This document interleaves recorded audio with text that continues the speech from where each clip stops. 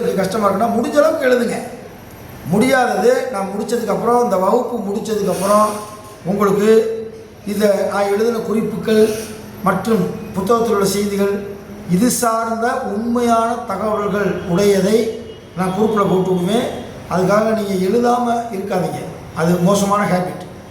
மைண்டில் போய் உங்களுக்கு நான் சொல்கிறது நினைவில் போய் நின்றாலும் மறந்து போயிடும்.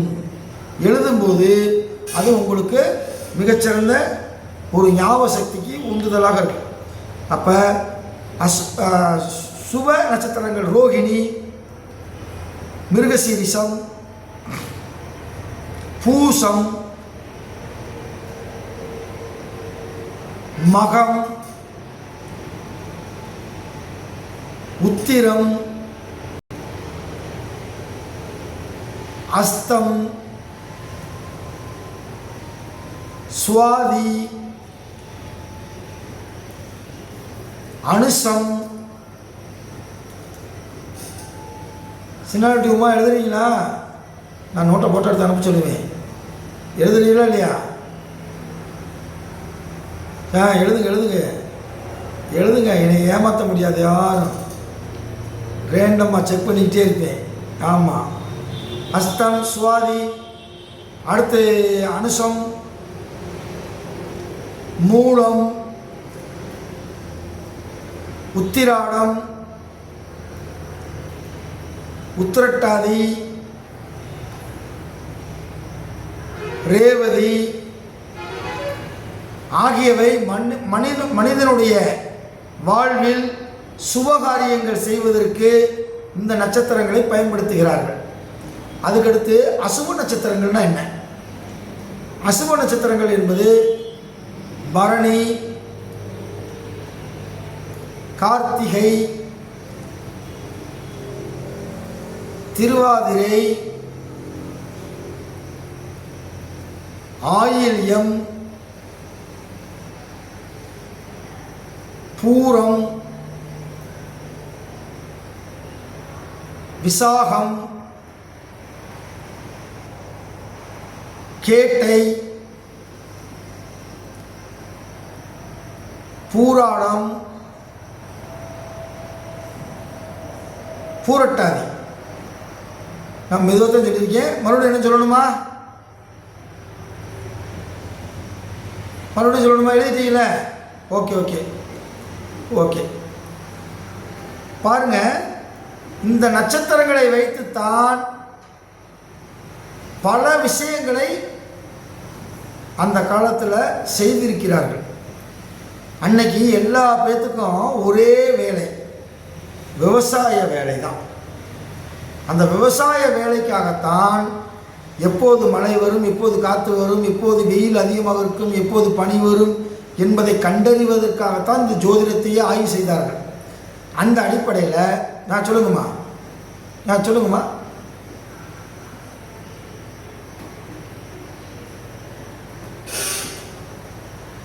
ஒரு நிமிஷம் இருங்க.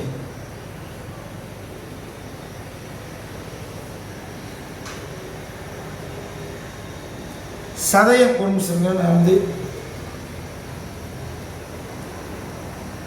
இல்லை சதயம் இங்கே இல்லையே.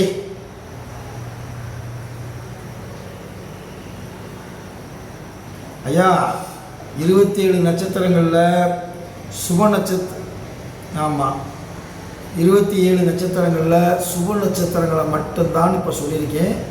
அசுப நட்சத்திரங்களையும் சொல்லியிருக்கேன். மீதி கழித்தது போக மீதி இருக்குது பார்த்தீங்களா? அந்த நட்சத்திரம் ஆமாம், அந்த நட்சத்திரம் இரண்டுலேயுமே வரும். சுபத்திலேயும் வரும், அசுபத்திலேயும் வரும். அதனால தான் நான் சொல்லலை. இந்த நட்சத்திரத்தை பற்றி மிகப்பெரிய கடல். நான் மீதி நேரத்தில் இன்னும் பேசி உங்களுக்கு வாட்ஸ்அப்பில் வாய்ஸ் மெசேஜ் போடுறேன். அதில் நீங்கள் பார்த்தீங்கன்னா அவ்வளோ விஷயம் தெரியும். ஏன் மீதி சொல்லலை, மீதி எதில் வரும், என்ன காரணம் அப்படின்றது எல்லாமே அதில் நான் சொல்கிறேன். ஓகேவா? இன்றைக்கி இந்த டாப்பிக்கை முடிச்சுட்டு அடுத்த டாபிக் வந்து பஞ்சாங்கத்துக்கு போகணும். இப்போ 3வது பாடம் நான் பார்க்குறோம். இந்த பாடத்தில் ஒரு 1.5 மணிக்குள்ளே இந்த நட்சத்திரத்தில் எவ்வளவுக்கு எவ்வளவு என்னால் செய்திகள் சொல்ல முடியுமோ அவ்வளோக்கு அளவு சொல்லிடுறேன். அதுக்கப்புறம் நான் ஃப்ரீயாக இருக்கிறப்ப நீ திங்கள் டு வெள்ளிக்கிழமை வரை ஃப்ரீ, ஒன்றும் பிரச்சனை கிடையாது. ஒரு வாரம் 10 நாளைக்கு வேண்டிய ஷூட்டிங்லாம் எடுத்து முடிச்சு அப்லோடும் பண்ணியாச்சு. அப்போ எனக்கு டெய்லி இந்த ஒர்க் பண்ணுற வீடியோ போடணுன்ற டென்ஷன் நமக்கு கிடையாது. அதனால் உங்களுக்கு அந்த கேப்பில் இந்த நட்சத்திரத்தை பற்றி இன்னும் நிறைய செய்திகள் சொல்கிறேன், அதை வந்து நீங்கள் எழுதி வச்சுக்கோங்க. இப்போ விவசாயத்துக்காகத்தான் இந்த நட்சத்திரங்களை ஆதி மனிதன் பயன்படுத்தினான்.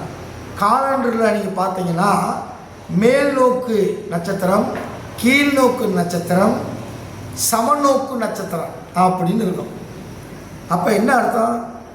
மேல் நோக்கு நட்சத்திரம்னா மேலே பார்த்துக்கிட்டே நடக்கணும், கீழ் நட்சத்திரம்னா கீழே பார்த்துக்கிட்டே நடக்கணும், சமநோக்கு நட்சத்திரம்னா சமமாக பார்த்து நடக்கணும், கீழையும் பார்க்கக்கூடாது மேலேயும் பார்க்கக்கூடாதா? அது அர்த்தம் கிடையாது. மேல் நோக்கு நட்சத்திரம் என்பது பூமிக்கு மேலே நம்ம என்னென்னலாம் செய்யலாமோ அதுக்குரிய நட்சத்திரம் தான் மேல் நோக்கு நட்சத்திரம். பூமிக்கு மேலே என்னென்ன செய்வாங்க? ஒரு வீடு கட்டுவாங்க, வானம் தோண்டுவாங்க, அதுக்கு செய்கிற நட்சத்திரம்னு அர்த்தம்.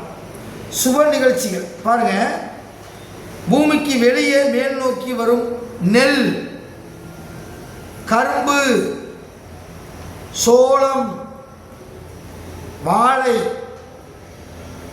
மாமரம் நடுவது போன்றவை மேலே எழுந்து வரும் சுவர்கள். ஒரு காம்பவுண்டு சுவர் கூட நீங்கள் வீட்டில் கட்டணும் அப்படின்னா ரொம்ப ஐதீகத்தில் இருக்கிறவங்க தேதி குறிச்சுட்டே பண்ணுவாங்க. ஏன்னா சுப நட்சத்திரத்தில் இந்த மேல் நோக்கு நட்சத்திரத்தில் செய்வார்கள். அப்போ நீங்கள் இதை நல்லா மனசில் வச்சுக்கிறோன்னா, ஒரு சுப காரியங்கள் செய்ய போகிறாங்க அப்படின்னா உங்கள்கிட்ட வந்து கேட்பாங்க. கேட்கும்போது மேல் நோக்கு நட்சத்திரம் எப்போது வருகிறது என்பதை பார்த்துட்டேன் நீங்கள் அந்த தேதியை குறித்து கொடுக்க வேண்டும். அப்போ சுப நட்சத்திரம், மேல் நோக்கு நட்சத்திரம் என்னென்ன ஒரு லிஸ்ட் இருக்குது, அதையும் நீங்கள் நோட்டில் அழகாக எழுதி வச்சுக்கிறோன்னா. அதுக்கடுத்து கீழ் நோக்கு நட்சத்திரம், அப்புறம் சமநோக்கு நட்சத்திரம். இப்போ பாருங்கள், ரோகிணி எழுதிக்கிங்க. ரோகிணி, திருவாதிரை, பூசம், உத்திரம், திருவோணம், அவிட்டம், சதயம், உத்திரட்டாதி ஆகியவை மேல் நோக்கு நட்சத்திரங்களாகும். பூமிக்கு மேலே செய்யக்கூடிய விஷயங்கள். ஒரு மரம் நடுறீங்க, உங்கள் தோட்டத்தில் வந்து நெல் பயிரிட போகிறீங்க, அல்லது வாழை மரத்தை நடப்போகிறோம் அப்படின்னா இந்த நட்சத்திரத்தை செய்வது மிகவும் நல்லது. ஒரு முகூர்த்தக்கால் ஊண்டுவது இந்த மேல் நோக்கு நட்சத்திரத்தை தான் செய்வார்கள். பட்டாபிஷேகம் செய்வது, பதவி ஏற்பது, இது பூராமே இந்த மேல் நோக்கு நட்சத்திரம் தான் செய்வாங்க. அடுத்து கீழ் நோக்கு நட்சத்திரம். நம்ம வானம் தோன்றுறது வந்து கீழ் நோக்கு நட்சத்திரம், ஓகேவா? அதுக்கடுத்து பரணி, கார்த்திகை,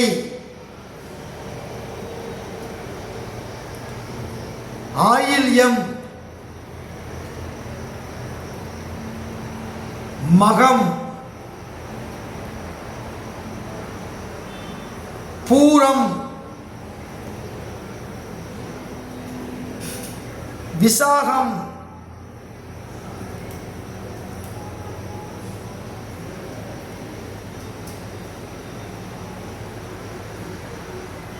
மூலம்,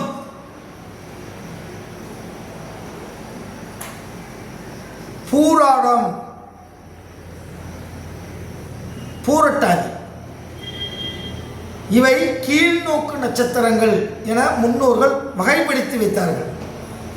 அதாவது குளம் வெட்டுவது, கிணறு வெட்டுவது, வீட்டுக்கு போர் போடுவது, புதையல் எடுப்பது, 4ஆம் அதிபதி 10ஆம் இடத்தில் இருந்து சுவர்கள் பார்த்தால் புதையல் யோகம் கிட்டும். இன்னமும் புதையல் கிடைக்குதா சார்? அப்படின்னா இன்னமும் புதையல் கிடச்சிக்கிட்டு தான் இருக்குது. தினமும் நீங்கள் செய்தித்தாளை பார்த்துக்கிட்டே இருந்தீங்கன்னா இந்த செய்தி மாதத்துக்கு ஒரு தடவை ஏதாவது ஒரு ஊரில் புதையல் கிடச்சிக்கிட்டே தான் இருக்குது.